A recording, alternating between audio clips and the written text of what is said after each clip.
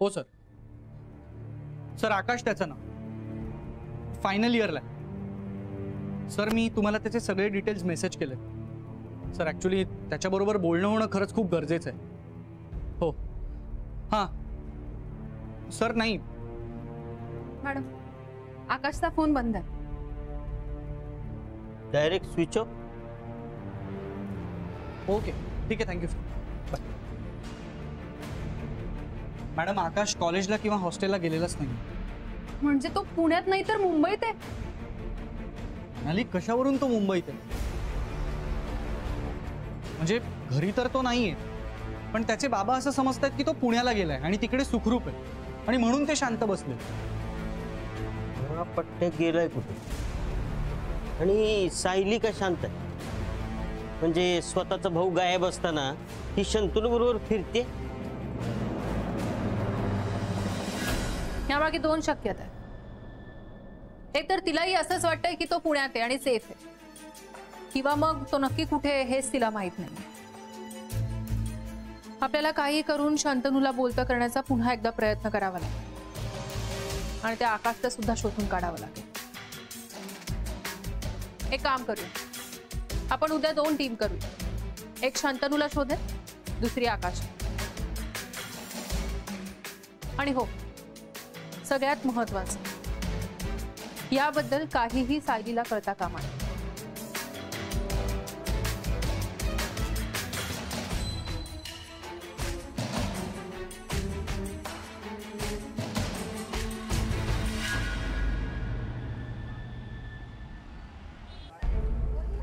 एक मिनिट, तुम्ही या मुलाला इथे कुठे पाहिलंय जवळपास?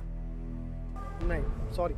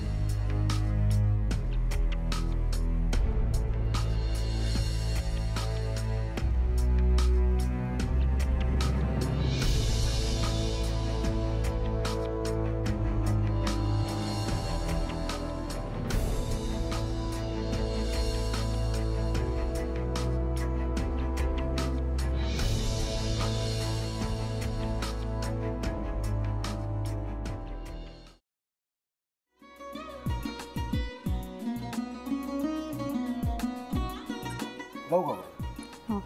असाच लावू ना.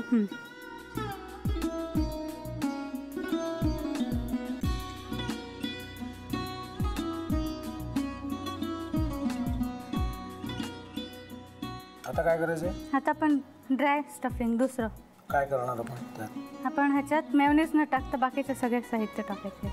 अच्छा, हे सगळं. ऋतू, माझा तर विश्वासच बसत नाहीये. म्हणजे अगं बहिणी आमचं लग्न व्हावं म्हणून किती प्रयत्न करत होती आणि ते सगळं करताना ती शिवच्या आम्हाला माहिती पुरवते. नाही, मला नाही वाटत. गौरी खूप चांगली असतो म्हणून तुला सगळं जगत चांगलं दिसतं, पण शिव उगाच बोलला असेल का? त्याच्यावर विश्वास नाहीये का तुझा?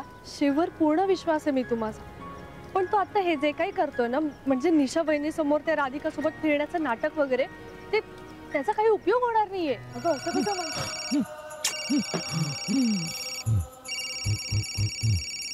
अगं नीलिमा, जतीन भाईंचा कॉल आहे. हो माहितीये, रिसीव कर ना. अगं बघ, कट झाला.